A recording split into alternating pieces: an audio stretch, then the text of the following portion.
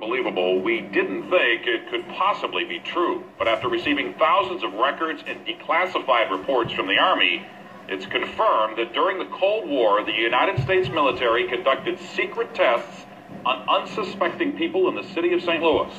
A local sociologist will make her findings public tomorrow, but she spoke first to the I-Team's Lisa Ziegman. Lisa Martino Taylor's life work has been to uncover details of the Army's ultra-secret military experiments carried out in St. Louis and other cities during the 1950s and 60s. This study was secretive for a reason. They didn't have volunteers stepping up and saying, yeah, I'll breathe zinc cadmium sulfide with radioactive particles. These Army archive pictures show how the tests were done in Corpus Christi, Texas in the 1960s. In Texas, planes were used to drop the chemical, but in St. Louis, the Army placed chemical sprayers on buildings and station wagons. City officials were kept in the dark about the tests. The Cold War cover story was that the Army was testing smoke screens to protect cities from a Russian attack. The truth, according to Martino Taylor, was much more sinister. It's pretty shocking. The level of duplicity and secrecy, clearly they went to great lengths to deceive people. By making hundreds of Freedom of Information Act requests, she uncovered once classified documents that confirmed the spraying of zinc cadmium sulfide. The greatest concentration of this compound was sprayed near the Pruitt-Igoe housing complex just south of downtown St. Louis. It was home to 10,000 low-income people, and an estimated 70% were under the age of 12.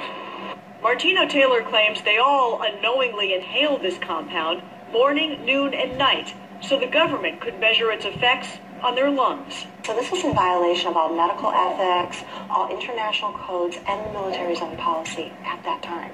In 1994, then Congressman Richard Gephardt asked the Army to open its records and explain the St. Louis testing. We want to make very sure that nothing went on that would harm anyone and that all the facts are out on the table. Documents released in the 90s show the Army placed sprayers on this former Knights of Columbus building on Lindell and in Forest Park. The Army always insisted the chemical compound was safe. Martino Taylor believes documents prove otherwise.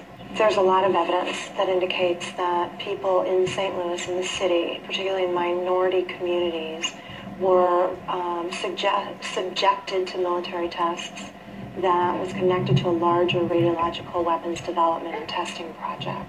For the first time, she links the St. Louis testing to a company called U.S. Radium, a company notorious for lawsuits involving radioactive contamination of its workers. The United States Radium had this reputation where they had been found legally liable decades prior for producing a radioactive powdered paint that killed many young women who painted fluorescent watch dials. While the Army admits it added a fluorescent substance to the zinc cadmium compound, details of whether it was radioactive remain secret. Documents uncovered to date indicate the Army never conducted follow-up studies to see whether the compound caused long-term health issues. In 1972, after years of crime, poverty, and decline, the government destroyed the Pruitt-Igoe housing complex. Lisa Ziegman, News Channel 5, I-Team. Now, the company U.S. Radium no longer exists. Martino Taylor has placed all of her research, including the declassified documents, online and will link you to that data at ksdk.com. Now, she will make all of her findings public tomorrow at St. Louis Community College Merrimack campus. In the meantime, if you remember the spraying, the I-Team's Lisa Ziegman would like to hear from you. You can email her at lziegman@ksdk.com.